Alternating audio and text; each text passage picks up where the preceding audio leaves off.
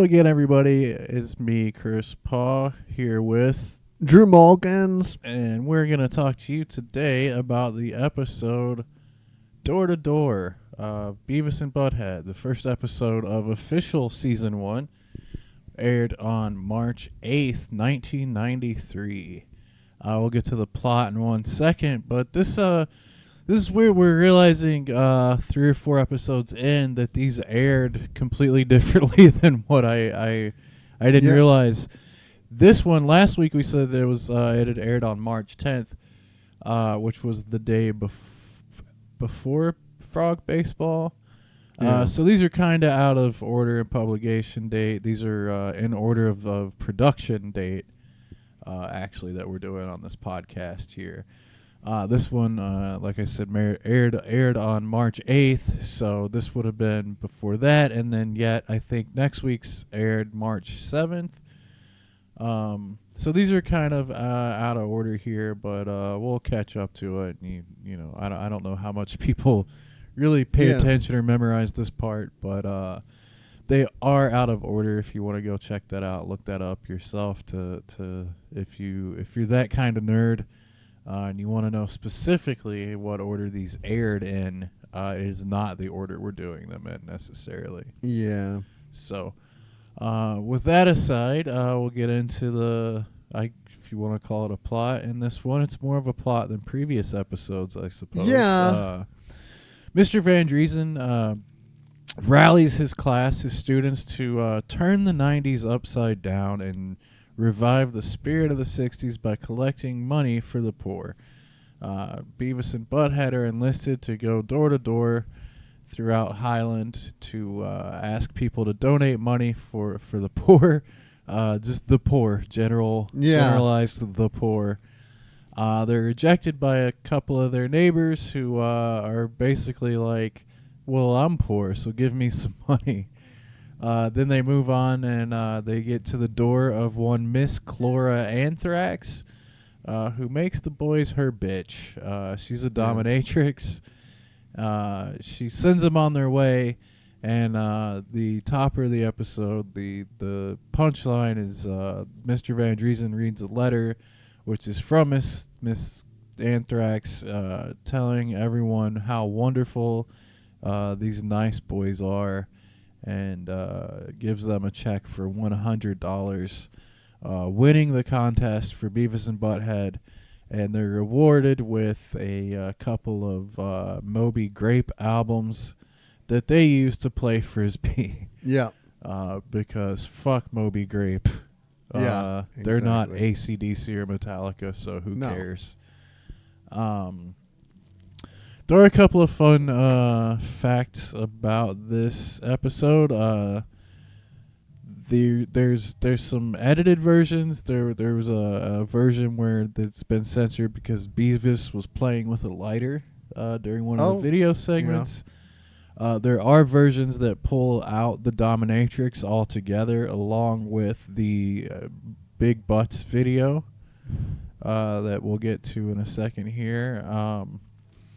With that being said, we'll get into the music for this episode. The videos include Suicidal Tendencies, Send Me Your Money, Sir Mix-a-Lot's Big Butts, once again, Richard Marx's Take This Heart, Schools for Fools, Life, Sex, Death, or LSD, Madonna's Erotica, 9 Inch Nails, Head Like a Hole, Scorpions, Rock You Like a Hurricane. That's the music videos in this one. This is the first time I've kind of noticed a theme with the music videos. They're all very sexy songs, and this is a sexy episode. What's your initial impressions of this episode? I don't know how to feel about this. It's kind of, it's the first episode where we see them in school. It's the first episode where Van Driessen is their teacher. Yes. Those are all good things. Van Driessen's character is pretty well represented. He's very into the 60s. Yeah, this is very much the Van Driessen we get for the rest of the show. Yeah, but kind of the sexuality of Beavis and Butthead is something that hasn't been explored yet or even talked about at all, and they go to this sort of extreme place.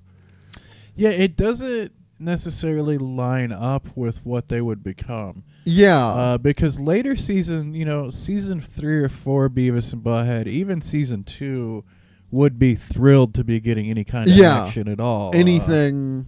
They would have been happy to be in an old woman's cave dungeon. Yeah, that they would have been happy with that later on.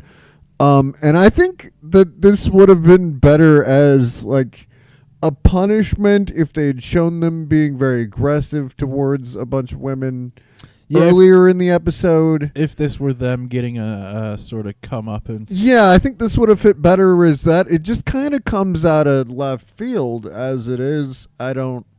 You almost feel, because in the end, when they're doing the when the letter is being read, you show Beavis. He's drawn with his head like almost in his own lap, where he's like sinking and trying to hide, embarrassed about this, in shame, and bothered by it. But I don't know. I don't really know what he was going for here. Yeah, I think he thinks of these characters as bad kids. So in some way it's probably them getting a comeuppance. It's just not established that they quite deserve that yet. Yeah, and although I suppose they have been beating frogs and dogs with baseball bats. It's true. If this isn't a multiverse thing, or those guys. Well, it's these guys are but basically the same in most. universes. I mean they do bad things. There aren't any examples of bad things. You said doo-doo. I did. I sure did. We get a third episode in a row of Beavis or Butthead rather. Butthead is become obsessed with sticking firecrackers in the holes of things and exploding it. He did say that about the Moby Grape Rubber. He did the bug in front baseball. He brought it up about a human and Peace, Love, and Understanding, and this time he wanted to do it to a record, which I guess is better. It's at least an inanimate object this time around. What else? I made some note on there's a channel surfing segment, which noticing there's more of these in the early episodes where the TV is actually animated and not part of the music video gag that they usually do. In this channel surfing, we get there's a little telethon going on. We get a guy for a split second that I believe to be John Goodman.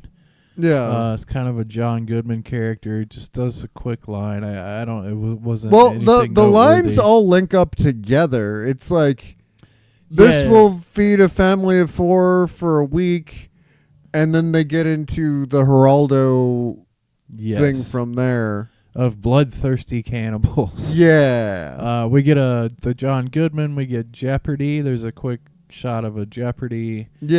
And then Geraldo, and yes, all together they form a sentence. That has nothing to do with the episode. No, it's just kind of a gag.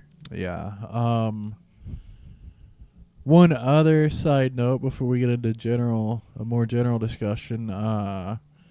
This is also because I assume because now MTV money is involved.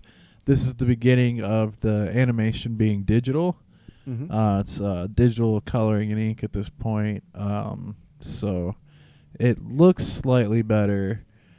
Although you can kind of see he's getting used to drawing them in this different medium, I think. Because their proportions are very different in this episode than the previous two.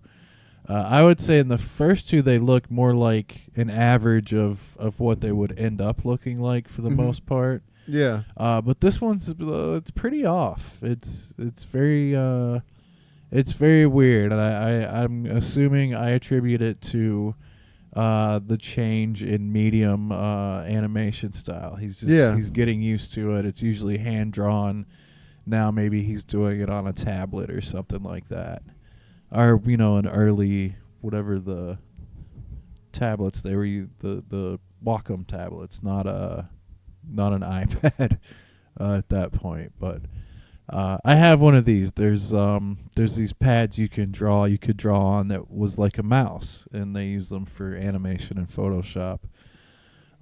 So I assume it was Mike Judge getting adjusted to the new setup that they had for this. Mm-hmm.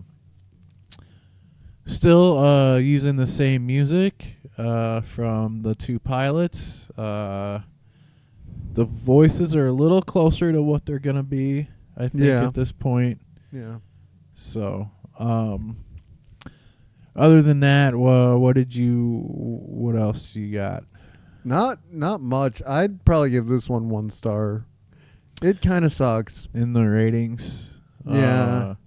If this is your first episode of this podcast, we have a rating system. It is a 1. This sucks.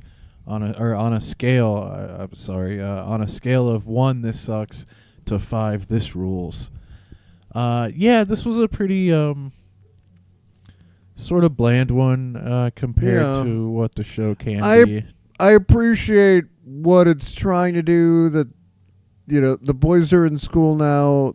Van Driesen's their teacher. He gives them an assignment. They do the assignment. I can appreciate it that far. It doesn't go anywhere of substance from there.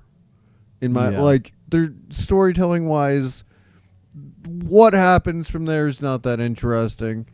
I mean, they have kind of a weird run-in with a dominatrix, and it's like they don't learn anything from it. They don't.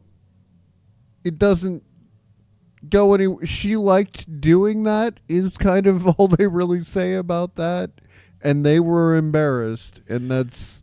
Yeah, it's kind of about weird, it. I feel There's a little bad for them. Yeah, it's not good what happened to them. But it doesn't feel deserved at this point. It will later, but it's a little out of left field. This one, he's still really finding his footing here. Yeah, nothing in the videos stands out to me in any way as very funny jokes in there. What I do like about this one is that it's a sexy episode with a dominatrix. So the song choices in the music videos kind of reflect that. You got 9 Inch Nails is it's fuck music. And Madonna's Erotica. It's a song called Life, Sex, and Death in there. Rock You Like a Hurricane, I think, is more PG-13 sexy song, but and then the Big Butts. And Send Me Your Money ties into the fact that the boys are out there collecting money for charity. That's true. So that's the first I've noticed this. I don't know if I just haven't noticed this yet until we're analyzing it in this context. We'll see if that continues as a theme. Yeah. Too. I wasn't crazy about this one. This is just the show isn't on its feet yet, and that's just where this one lands. Yeah, and I will point out, when they do the Mike Judge collection later, this is not one of the ones that make it in. Some of these are not his favorite either. So I don't think, if you're watching this, Mike Judge, it's an important episode in as much as it establishes Van Driessen as the teacher. They're in class. I didn't pay attention. I'll have to start trying to notice if there's recurring characters in the class yet that just haven't spoken yet. Like, I don't know if Daria was in there. I don't think she was. Her first episode's only a couple episodes after this. Yeah, she's there very early on. She's in the first episode of season 2. There's still 2 more episodes in season 1. Yeah, there's 2 more of this original like 1 week run they had. Yeah. For this first season. And they ran like all these episodes every day because there was so much demand and so little content initially. They aired these like back to back, like every night of the week for this week. They had these 3 and then the other 2, which gave them probably Monday through Friday that week. Yeah, people wanted more Beavis and Butt-Head than MTV had to offer them at this point. Yeah. I am going to give this a 2 also because to give the last one a 2 and this one anything lower seems this was a little more elaborate. Okay. So I can see that. This one seemed if 2 is that I don't know which if I will ever give out a 1 because I can't. I'm sure there's going to be some. There's other episodes I like less than this one. Okay. But I don't like this. This doesn't do anything for me. This doesn't say anything. Yeah, it doesn't really go anywhere. Yeah. I think 2 is going to be like pretty much my bottom. There's going to have to be a really bad one to get a 1 out of me. Just because of where we started with Peace, Love, and Understanding, I think. I can't retroactively give that a 1 after thinking about it, but these early ones, at least, I think they're establishing a lot of stuff that's going to be a staple of this series later on. So, So for those reasons, I'm going to not go any lower than the previous episode. So okay, I'm going to give this one a 2. Anything else? No. I am noticing there's some music I'm probably going to go back to without Beavis and Butt-Head talking over it. The Suicidal Tendencies song in this was very good. Suicidal Tendencies is great. I'm already feeling a bit of nostalgia for 90s and late 80s style music videos. Yeah. There was certainly an art to them that's been forgotten, I think. Yeah. Other than that, one other thing I noticed that I find interesting is we mentioned Mystery Science Theater, like that aspect of them talking over the videos, and then this one they literally show the back of their heads during the video, which they don't usually do. You always have the Beavis and Butt-Head logo on there, but they don't long term stick to doing the backs, their heads like you're sitting behind them watching it. Yeah. So that's just I don't know, an interesting thing. I noticed in this one that we'll see if they do that anymore. Other than that, you can follow me at Chris, the letter E, Paw, Paugh, on Instagram, and the Sad Boy Social Club also on Instagram, and subscribe on YouTube to the Sad Boy Social Club channel, the RBL Cleveland, and this here channel, the Idiot Box Cult. Thank you. Thanks, Drew. Yeah. Funk that. Funk that.